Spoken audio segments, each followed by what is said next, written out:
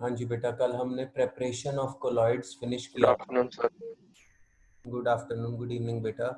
कल हमने preparation of colloids finish किया था बेटा, और लास्ट में मैंने आपके साथ डिस्कशन किया था पेप्टाइजेशन का, जिसमें हमने बात की थी कि कोलॉइड्स की जो है वो फिर डिस्पर्स्ड फेज पार्टिकल्स के ऊपर एक preferential adsorption of the common ion के कारण चार्ज आ जाता है फेज पार्टिकल्स पे, और ऐसे ही मीडियम पार्टिकल्स पे चार्ज आ जाता है। तो मैं उस चार्जेस के बारे में आज फिर से आगे और उसको लेके आगे बढ़ूंगा, उसके बारे में बात करेंगे। एक इम्पॉर्टेंट क्वेश्चन जो एग्जाम में आने के पूरे पूरे चांसेस होते हैं, वो वाला पार्ट आज हम कवर करेंगे। उसी पार्ट में पहले वहां पे जाने से पहले हमारे पास एक और टॉपिक है, वो है purification of colloids. Once we have prepared a colloid, now we have to purify it. और अगर मुझे किसी कोलॉइडल सॉल्यूशन को प्यूरिफाई करना है बेटा, तो एक चीज आपको याद रखनी पड़ेगी बेटा जी, कि जो कोलॉइडल पार्टिकल्स होते हैं ये बहुत बड़े भी नहीं होते, बहुत छोटे भी नहीं होते। 1000 नैनोमीटर से बड़ा इनका साइज नहीं होता, और 1 नैनोमीटर से कम भी नहीं होता। जो पहला प्रोसेस, मैं इस चीज पे आऊंगा अभी, जो पहला प्रोसेस है कोलॉइडल सॉल्यूशंस की प्यूरिफिकेशन का, वो है dialysis.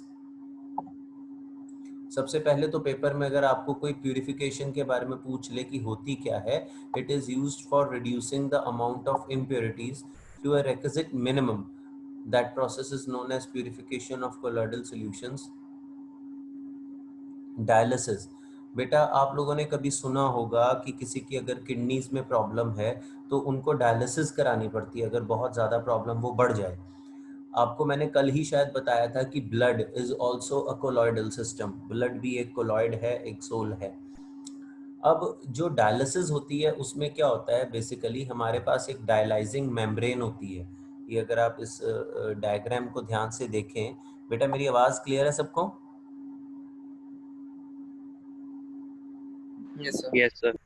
So we have a membrane, जैसे एक सेमी परमिएबल मेम्ब्रेन नहीं होती, वैसे ही एक डायलाइजिंग मेम्ब्रेन होती है। और इसमें क्या होता है, basically a process of diffusion is involved.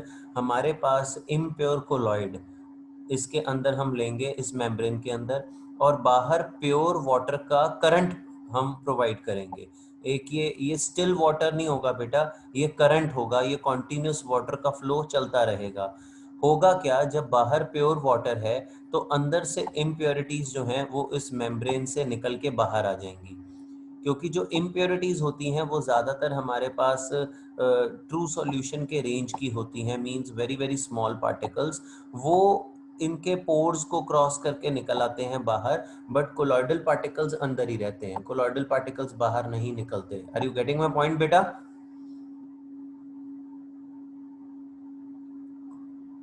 बात समझ में आ रही है बेटा? जो इम्प्योरिटीज होती हैं, आयंस और smaller molecules in a true solution, they can pass through the membrane, animal membrane, bladder or whatever, or parchment membrane or cellophane sheet, ये कुछ भी हम यूज कर सकते हैं, बट कोलॉइडल पार्टिकल्स बाहर नहीं आएंगे। तो होता क्या है, there is a concentration gradient. बाहर प्योर वाटर है, अंदर आपके पास पार्टिकल्स हैं, तो वो पार्टिकल्स बाहर की तरफ मूव करते हैं। और जब वो इम्प्योरिटीज बाहर आती हैं, क्योंकि ये करंट कॉन्टिन्यूस चल रहा है, अगर तो ये स्टिल वाटर होगा तो क्या होगा, इम्प्योरिटीज पहले बाहर आएंगी फिर वापस अंदर चली जाएंगी, क्योंकि बाहर जब कंसेंट्रेशन बढ़ जाएगी या फिर एक इक्विलिब्रियम अटेन हो जाएगा। बट हम क्या चाहते हैं कि इम्प्योरिटीज सिर्फ बाहर आए, अंदर ना जाए। तो हम क्या करते हैं, हम बाहर हमेशा एक फ्लो प्रोवाइड करते हैं वाटर का, ताकि जो इम्प्योरिटीज के साथ वाटर है वो बाहर निकलता जाए, और पीछे से प्योर वाटर आपके पास फिर से और आता जाए, ताकि हमेशा बाहर कंसेंट्रेशन कम रहे इम्प्योरिटीज की, so that impurities they always move out because of that concentration gradient. Can you beta listen me whatever I am speaking?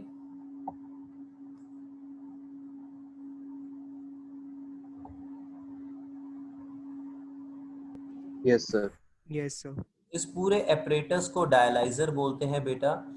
ठीक है बेटा, इसको हम फ्रेश वाटर जो कि कॉन्टिन्यूसली फ्लो हो रहा होता है उसमें हम रखते हैं, जैसे मैंने आपको बताया, molecules and ions diffuse, through the membrane into the outer water and pure colloidal solution is left behind.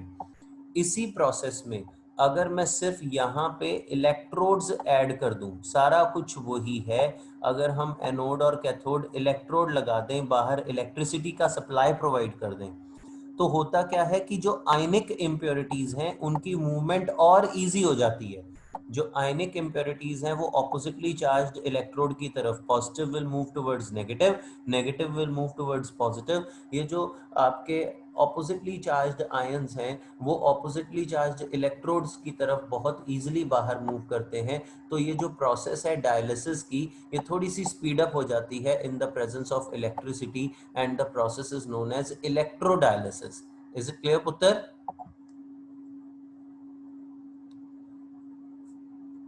Yes sir. Paper में ना डायग्राम को बहुत अच्छे से देख लेना। यूजुअली पेपर में ये डायग्राम आ जाएगा आपको, और डायग्राम देके पूछेगा विच प्रोसेस इज डिपिक्टेड। तो बच्चे इस डायग्राम को देखते हैं, वो इलेक्ट्रोड्स का ध्यान नहीं रखते, तो उनको वो कई बार डायलिसिस ही लिख देते हैं इसको। जबकि डायलिसिस सिंपल डायलिसिस है, ये इलेक्ट्रोडायलिसिस है। और जो जिनकी किडनीज में प्रॉब्लम होती है, जिनको डायलिसिस करानी पड़ती है, वो बेसिकली इलेक्ट्रोडायलिसिस ही होती है उनकी। वो मशीन होती है, इलेक्ट्रिसिटी के साथ ही वो वर्क करती है।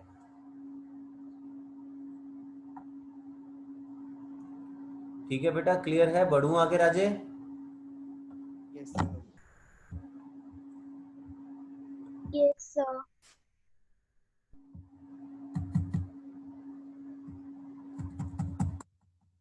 Next, another method of purification of colloids is ultrafiltration. Now, what do you mean by an ultrafilter paper बेटा? अल्ट्रा फिल्टर पेपर वो फिल्टर पेपर होता है जब हम किसी ऑर्डिनरी फिल्टर पेपर को, मान लो कोई भी ऑर्डिनरी फिल्टर पेपर है, उसको हम उसके पोर्स साइज को छोटा करना चाहते हैं, क्योंकि उसके पोर्स का साइज जो होता है वो बड़ा होता है, और वो बड़ा होने के कारण कई बार उसमें से कोलॉइडल पार्टिकल्स भी पास कर जाते हैं। तो हम चाहते हैं कि सिर्फ इम्प्योरिटीज पास करें, कोलॉइडल पार्टिकल्स ना पास करें, तो हम इसके पोर साइज को रिड्यूस कर लेते हैं। और उसको रिड्यूस कैसे करते हैं? By first of all impregnating with collodion. Collodion क्या होता है बेटा? Collodion is a 4% solution of nitrocellulose in a mixture of alcohol and ether. कई बार ये भी पेपर में क्वेश्चन आ जाता है, व्हाट इज कोलोडियन? तो ये कोलोडियन की डेफिनेशन है। जो कोलोडियन होता है वो ये सॉल्यूशन होता है 4% नाइट्रोसेल्युलोज का अल्कोहल और ईथर में। तो जब हम एक ऑर्डिनरी फिल्टर पेपर को इससे इम्प्रेग्नेट करते हैं, वो उसके पोर्स में चला जाता है, और उसके पोर्स में जब वो जाता है, it is just like a jelly like substance. तो हम क्या करते हैं, हम उसको फर्दर जो है अल्ट्रा फिल्टर पेपर बना लेते हैं by soaking the filter paper in a collodion solution and then hardening it by formaldehyde and finally drying it. हम उसको पहले कोलोडियन में डालते हैं, कोलोडियन पोर्स में चला जाता है, पोर्स छोटे हो जाते हैं, और फिर हम उसको सुखाने के लिए फॉर्मल्डिहाइड में डाल देते हैं, उससे वो हार्ड हो जाता है अंदर जाके। तो जो पोर्स हैं उनका साइज वो भर जाते हैं, और उन पोर्स का साइज छोटा हो जाता है। बात समझ में आ रही है बच्चे?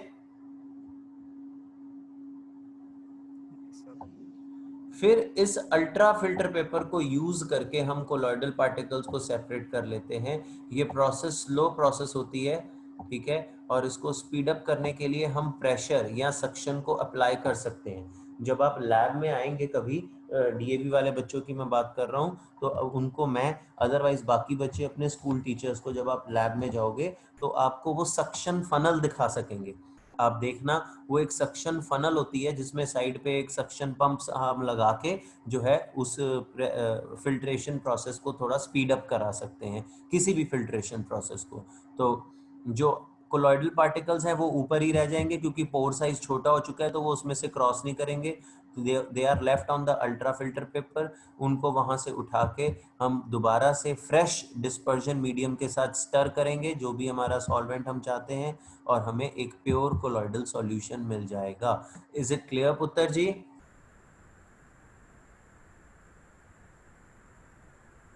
बेटा क्लियर है अल्ट्रा फिल्ट्रेशन?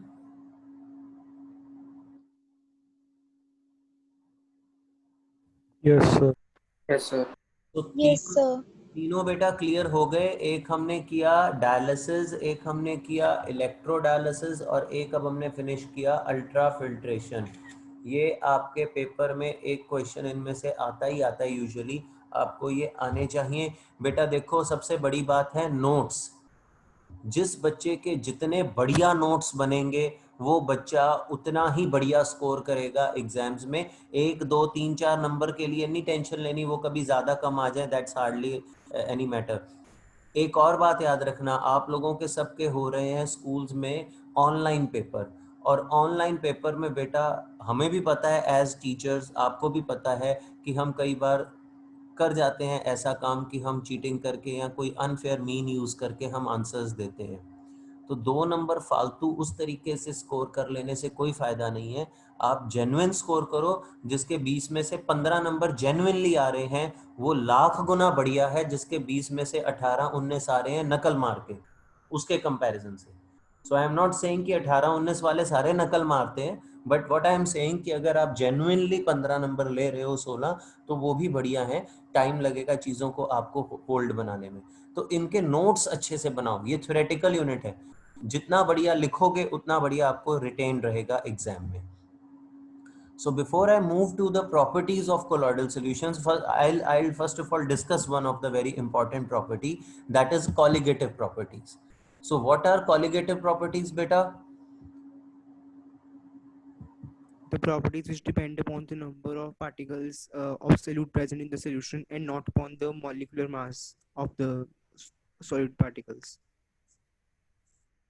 इसमें कुछ और चेंज या एडिशन डिलीशन करना चाहेगा कोई और इस डेफिनेशन में? सहज सिंह बेटा, सुन पा रहे हो मुझे? सहज Singh,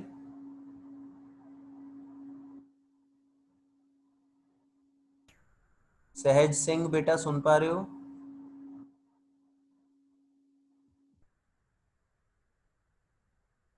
Sanya,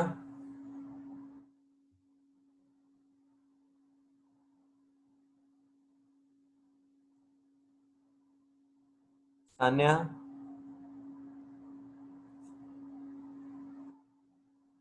Nandini, Yes. Yes Yes, sir. या सान्या बेटा, कॉलिगेटिव प्रॉपर्टीज की डेफिनेशन दोगे बेटा सान्या?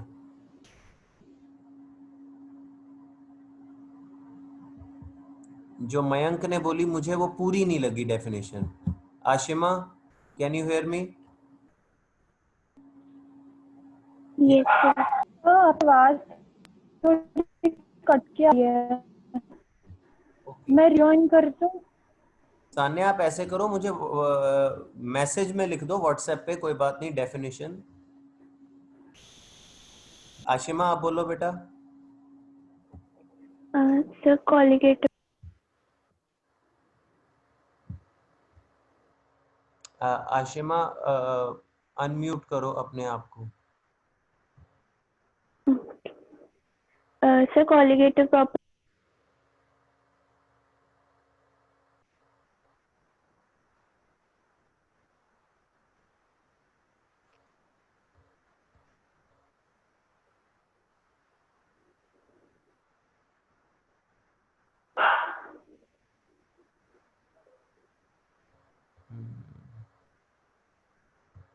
आशिमा की भी आवाज। चेतन आप बोलो बेटा।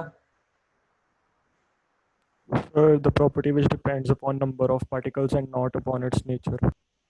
ओके, चाहना? कंप्लीट डेफिनेशन नहीं है ये, चाहना?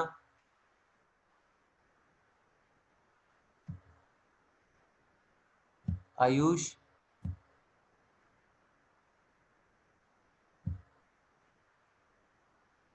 आयुष सागर?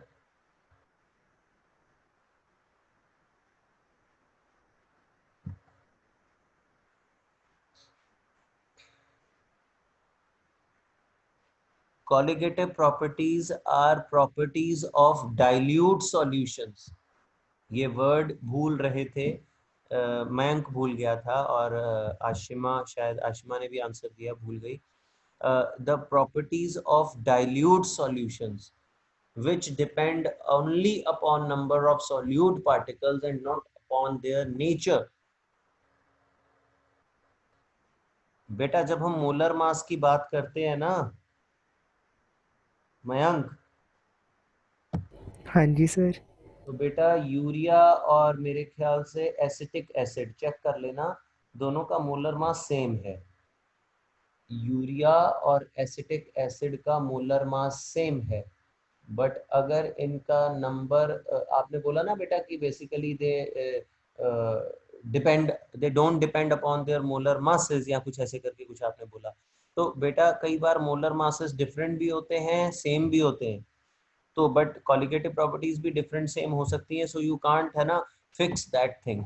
आपने बोलना है नेचर, नेचर पे जो डिपेंड ना करे, ठीक है, और नंबर ऑफ सॉल्यूट पार्टिकल्स पे डिपेंड करें, और वो भी प्रॉपर्टीज ऑफ डाइल्यूट सॉल्यूशंस, क्योंकि अगर सॉल्यूशन कंसेंट्रेटेड हुआ तो कॉलिगेटिव प्रॉपर्टीज भी नेचर पे भी डिपेंड करने लग जाएंगी। बात फॉलो कर रहे हो? Yes sir. बहुत इंपॉर्टेंट असर्शन रीजन का भी क्वेश्चन है। और कोलॉइडल पार्टिकल्स, अब जैसे हमने कल परसों देखा कि हम एक ट्रू सॉल्यूशन से भी कोलॉइडल सॉल्यूशन बना सकते हैं और एक सस्पेंशन से भी कोलॉइड बना सकते हैं। तो बेटा ट्रू सॉल्यूशन से अगर हम कोलॉइड बनाते हैं तो बेटा कॉलिगेटिव प्रॉपर्टीज की वैल्यूज पे क्या इफेक्ट आएगा?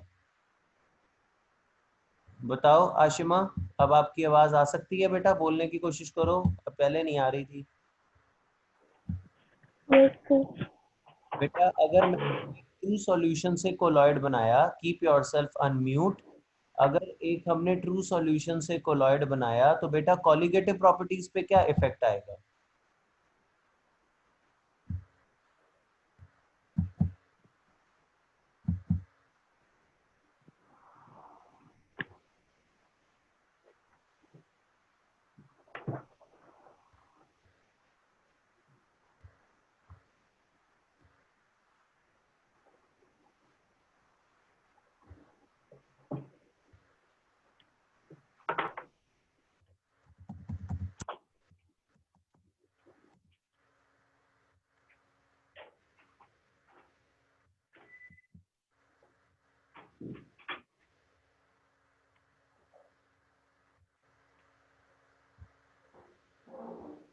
Maybe she is trying to speak but I can't hear. Ashima, can you hear me?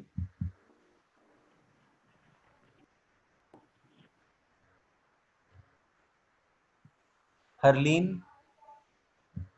Yes sir. हाँ बेटा, एक ट्रू सॉल्यूशन से कोलॉइड बनाना है तो बेटा कॉलिगेटिव प्रॉपर्टीज की वैल्यू के ऊपर क्या इफेक्ट आएगा? विल दे रिमेन सेम और विल दे इंक्रीज? सर जो कोलॉइडल सॉल्यूशन की कोलिडेटिव प्रॉपर्टीज होती हैं वो स्मॉल ऑर्डर की होंगी। The value will be less. Reason? Yes. Sir क्योंकि ट्रू सॉल्यूशन से अगर कंपेयर करें तो कोलॉइडल सॉल्यूशन में नंबर ऑफ पार्टिकल्स कम होते हैं। क्या बात है बेटा, आपने बिल्कुल वही बोला जो एनसीईआरटी में लिखा हुआ है, एग्जैक्टली। सो बेसिकली जो नंबर ऑफ पार्टिकल्स है, जब हम ट्रू सॉल्यूशन से कोलॉइड बनाते हैं तो बेटा हम एक मल्टी मॉलिक्यूलर कोलॉइड बनाएंगे, हाँ या ना Mayank? Yes sir. Multi molecular का मतलब है जब इंडिविजुअल पार्टिकल्स का साइज छोटा है तो काफी सारे ऐसे छोटे पार्टिकल्स मिलके एक बड़ा पार्टिकल बना। बेटा मान्या, नंदिनी, राहुल, रमन, समझ में आ रहा है मैं क्या बोल रहा हूँ? जसप्रीत, मनन, Yes sir. Yes, sir. समृद्धि, सहज, सुमेल, स्वराज, समझ में? Yes, sir. Yes sir. Yes, sir. तो जब काफी सारे छोटे पार्टिकल्स मिलके एक बड़ा पार्टिकल बनेगा तो बेसिकली नंबर ऑफ पार्टिकल्स कम हो जाएंगे, काइंड ऑफ एसोसिएशन हो रही है। तो नंबर ऑफ पार्टिकल्स अगर कम हो गए तो कॉलिगेटिव प्रॉपर्टी की वैल्यू कम हो जाएगी। और सस्पेंशंस के मुकाबले अगर आप सस्पेंशन से कोलॉइड बनाते हो इंक्रीज हो जाएगी। तो बेसिकली इन्होंने सिर्फ ट्रू सॉल्यूशन से कंपेयर किया है कि वो स्मॉल ऑर्डर की होगी as compared to true solutions. अगर कंसेंट्रेशन सेम भी लेते हो तब भी एक कोलॉइडल सॉल्यूशन के लिए कॉलिगेटिव प्रॉपर्टी की वैल्यू कम होगी।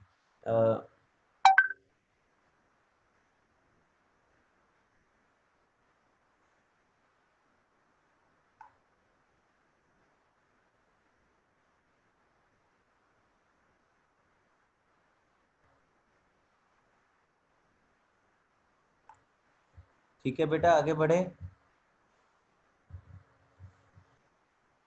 ठीक है आशिमा, वेरी गुड। आगे बढ़ते हैं।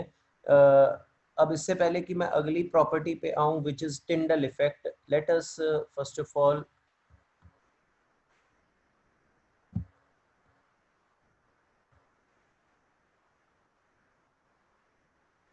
go through the purification methods once more.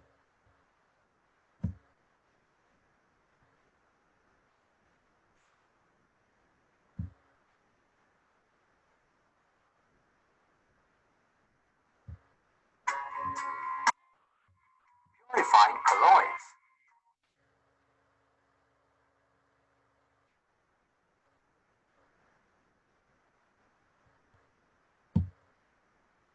Did you know that metals such as silver, gold, and copper in their colloidal form have been scientifically proven to have health benefits?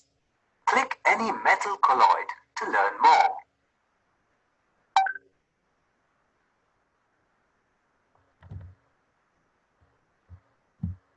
Colloidal silver is a proven natural antibiotic. It is used to get rid of viruses, bacteria, pathogens, and fungi. Colloidal gold is said to improve cognitive and motor functions. Colloidal copper is said to aid the body's ability to heal skin tissue.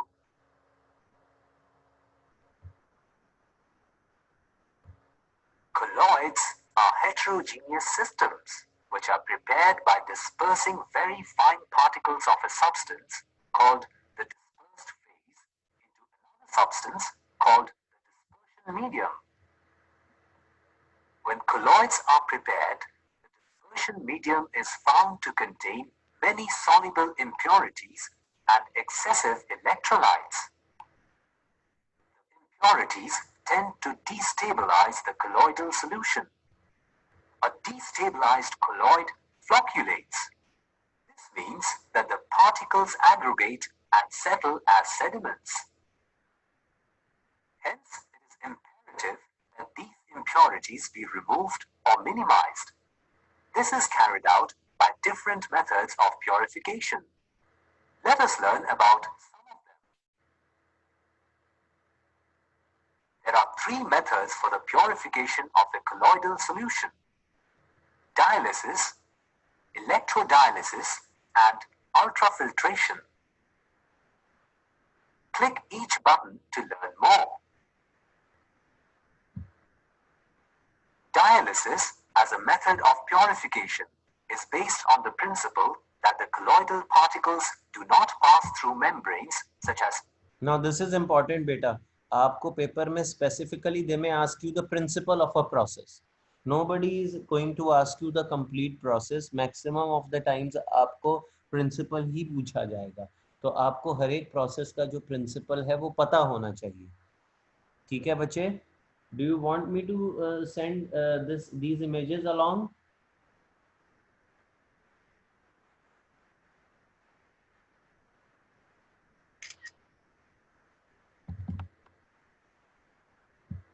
Parchment paper or cellophane sheets, while impurities can.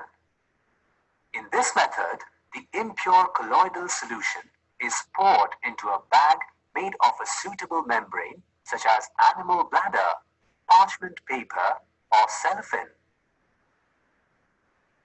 The bag is then suspended in a tank. Fresh water is continuously circulated around it. Impurities such as molecules and ions diffuse through the membrane, leaving behind only the pure colloidal solution.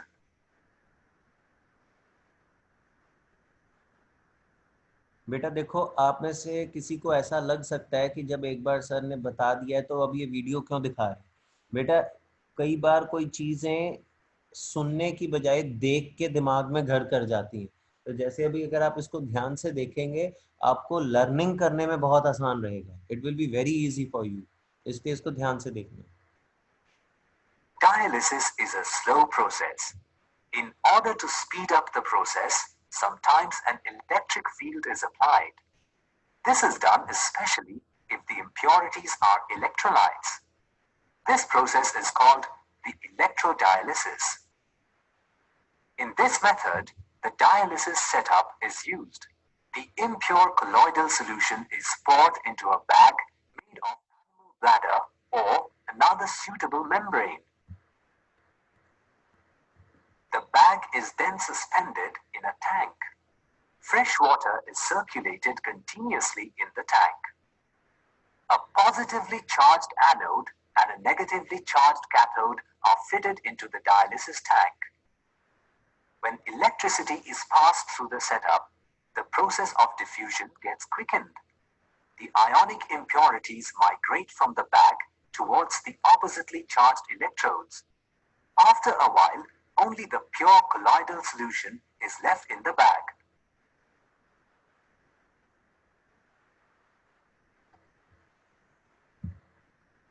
A colloidal solution cannot be purified by ordinary filter paper.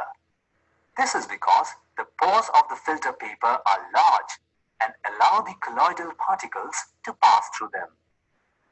However, by reducing the size of the pores, an ordinary filter paper can be used to purify the colloidal solution. To reduce the pores, the filter paper is first soaked in a collodion solution or in gelatin. Next, it is dipped in a formaldehyde solution to harden it and then dried. This paper is called ultrafilter paper. Ultrafiltration can now be carried out. This is a slow process. The special ultrafilter paper is permeable to solvent molecules and soluble solute molecules. However, it does not allow the passage of colloidal particles through it. At the end of the process, all the colloidal particles are left on the ultrafilter paper. Is it clear बेटा? तीनों methods revise हो गए अच्छे से?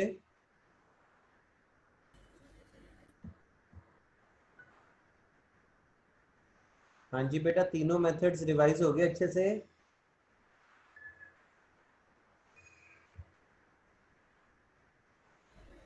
Yes, sir. Yes, sir. Yes, sir.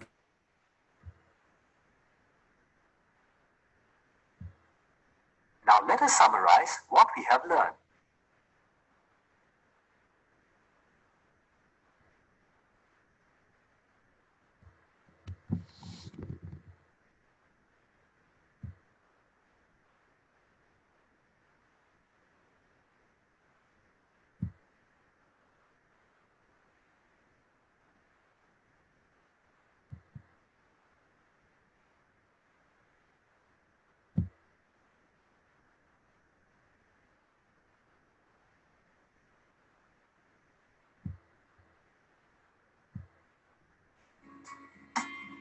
Charge on colloidal particles. अब जो मैं आपके साथ डिस्कशन करने चाह रहा हूँ कि कोलॉइडल पार्टिकल्स पे चार्ज, जैसे अगर आप देखें ये AgCl है। बिफोर आई स्टार्ट इट, आपको एक और बात बता दूं, कल हमने किया था कि जो कॉमन आयन है उसकी एड्सॉर्प्शन होती है। देखो बेटा, अगर मेरे पास मान लो हमने AgNO3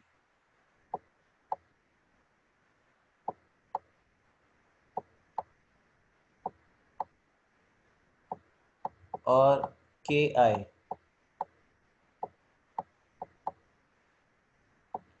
का सॉल्यूशन मिक्स करें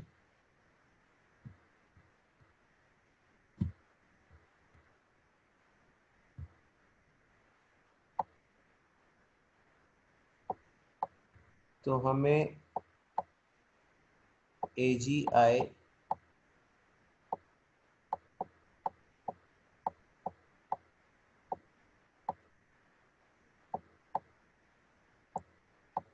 प्लस KNO3, तो ये हमें सोल मिलता है बेटा। अब ये सोल पॉजिटिव सोल होगा कि नेगेटिव सोल होगा?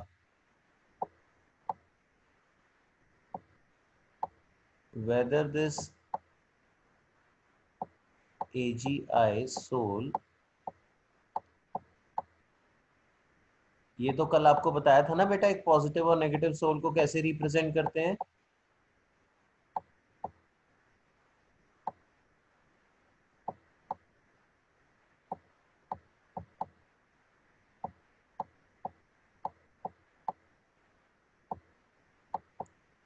अगर पॉजिटिवली चार्ज्ड आयंस इसके ऊपर एडजॉर्ब्ड हैं तो ये एक पॉजिटिव सोल होगा, और अगर नेगेटिवली, ओवरऑल तो न्यूट्रल ही होना है क्योंकि जो चार्ज सोल पार्टिकल्स पे होगा वही मीडियम पे होगा, उसका ऑपोजिट सॉरी मीडियम पे होगा, तो ओवरऑल तो न्यूट्रल होगा, बट जो आयंस डिस्पर्स्ड फेज पार्टिकल्स पे एडजॉर्ब हो, और वो कॉमन आयन हो सकता है। अब बेटा देखो ये किस पे डिपेंड करेगा कि पॉजिटिव सोल और नेगेटिव सोल कब बनेगा, दैट डिपेंड्स कि आप AgNO3 को Ki में डालते हो कि Ki को AgNO3 में डालते हो। देखो फर्क है, अगर मान लो आपके पास मीडियम AgNO3 है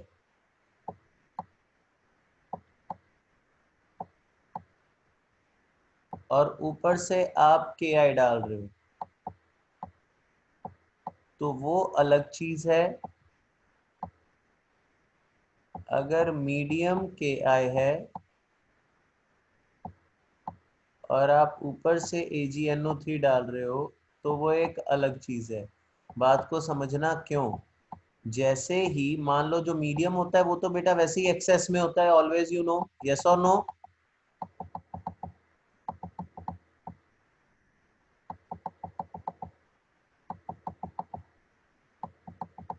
आवाज आ रही है बेटा?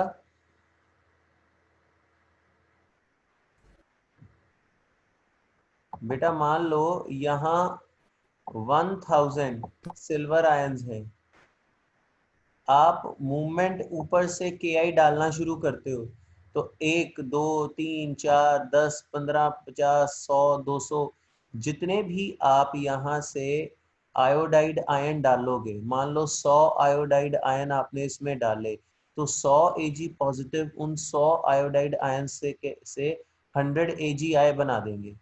बट मीडियम में कौन सा कॉमन आयन एक्सेस में है, कौन सा कॉमन आयन प्रेजेंट है, जितने आप आयोडाइड ऊपर से डाल रहे हो वो तो AgI बना रहे हैं, तो मीडियम में जो सिल्वर आयंस है वही एक्सेस में है ना बेटा। आपने एक्सेस में कोई आयोडाइड आयन तो डाला ही नहीं, एक्सेस में तो मीडियम है जिसमें सिल्वर आयंस है, तो आपको यहां मिलेगा सिल्वर आयन के एड्सॉर्ब होने से पॉजिटिव सोल। ऐसे ही जब इधर सिल्वर डालोगे, जितने सिल्वर डालोगे वो तो AgI बनाने में कंज्यूम हो जाएंगे, एक्सेस में क्या है, आयोडाइड आयन जो मीडियम से आया है, तो इसलिए यहां आपको मिलेगा नेगेटिव सोल। बेटा ये समझ में आ रहा है मैंने क्या बताया?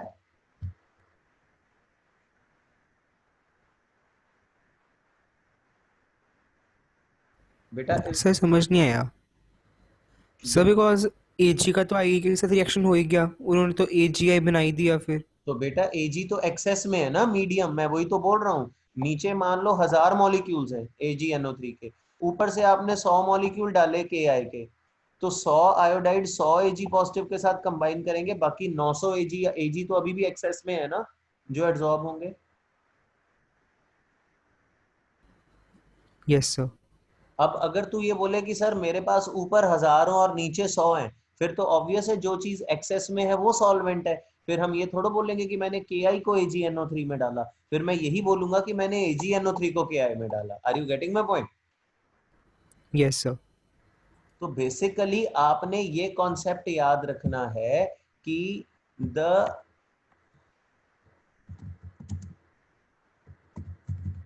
Common ion from the medium gets adsorbed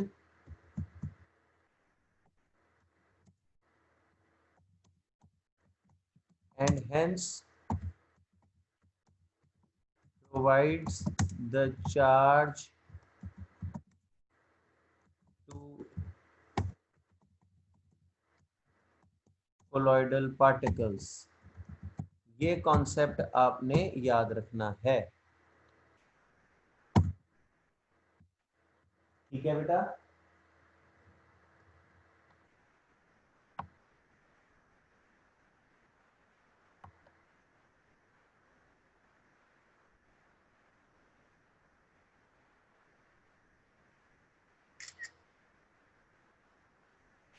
ठीक है बच्चे?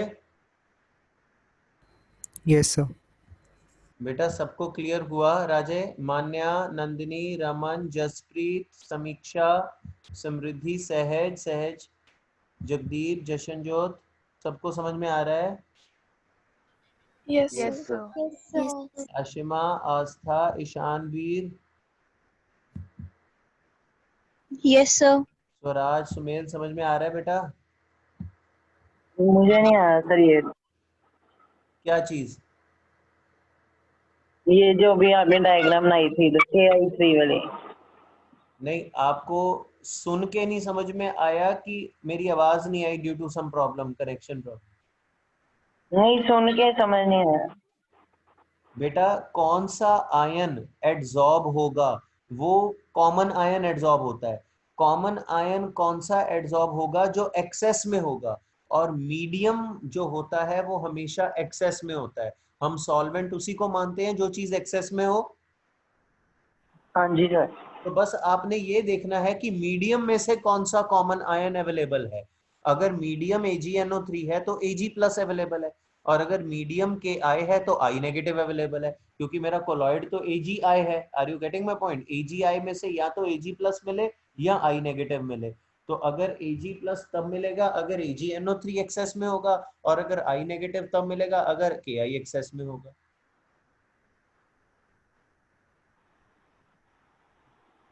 समझ में आई बात बेटा? Yes sir. Is it clear बच्चे?